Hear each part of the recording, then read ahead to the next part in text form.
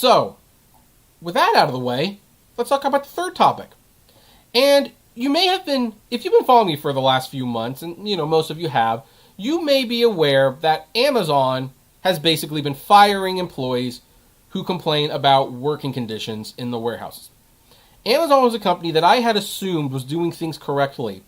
Not assumed, but they were telling me what they were doing. They had outlined in press releases, this is what we're doing. We're going to pay people more. We're doing these things. I thought, give the devil credit where it's due. They seem to be taking this seriously.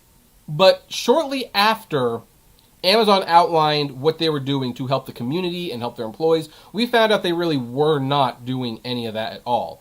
In fact, the press releases were just that.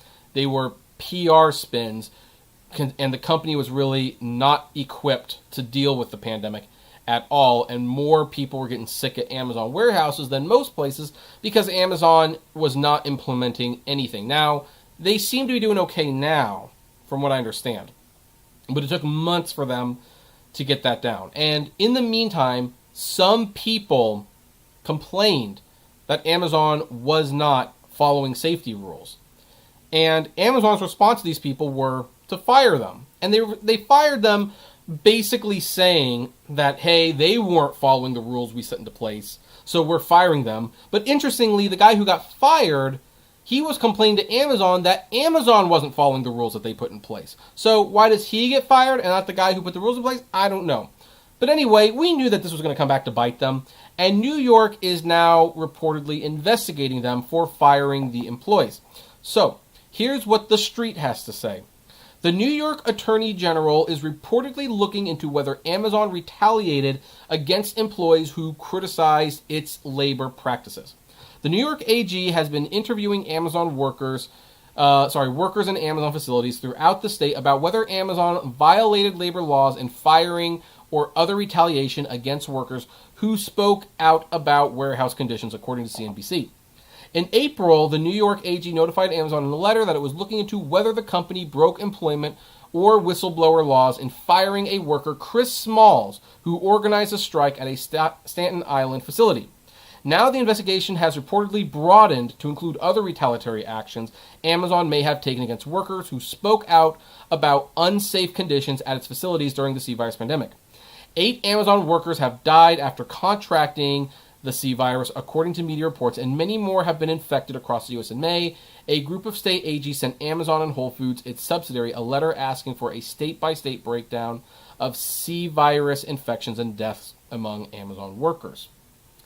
In the meantime, Amazon has allegedly fired or written up workers who either attempted to organize workers, participate in protests, or confronted management with concerns about warehouse conditions. Some of those workers also filed complaints with the National Labor Relations Board, according to CNBC. So, here's the thing.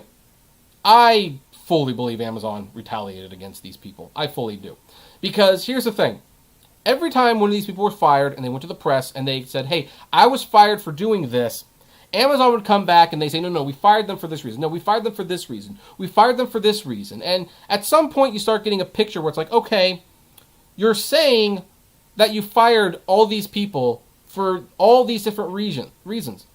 But all of them were participating in protests, whistleblowing, and complaining to management about unsafe conditions. That is the common link. The link that connects everything. That's the link. So it becomes just a little suspicious. And you can't help but just look at that and say, I don't think you're actually letting these people go because they're breaking these rules. You're letting them go because they spoke out against the company. They made the company look bad. And the funny thing about all of it, frankly, is that, they would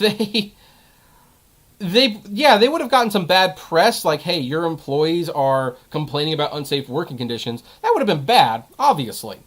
But what's worse? When you get that attention and it's like, oh, by the way, we fired those people. And it's like, wait, you what?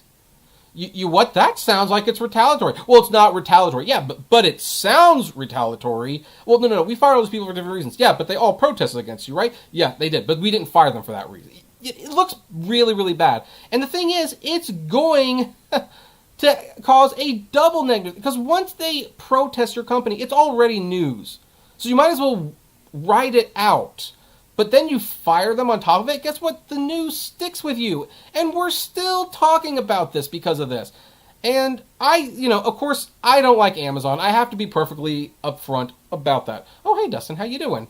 Nice that homeschool's over. Anyway, I've been talking about it for a while. I don't like Amazon, and I'm looking forward to them getting investigated. But one of the reasons I look forward to them getting investigated and all this stuff is because they are consistently breaking rules, and I think they need to be called to task for doing so. And I think the walls are closing in. They're facing the antitrust allegations in the EU, and now they are facing this investigation that they retaliated against their workers, which is against the law, especially during a pandemic. So I'm looking forward to seeing, I think the walls are closing in. I'm looking forward to seeing what happens to Amazon. You constantly have more and more people demanding that they break up.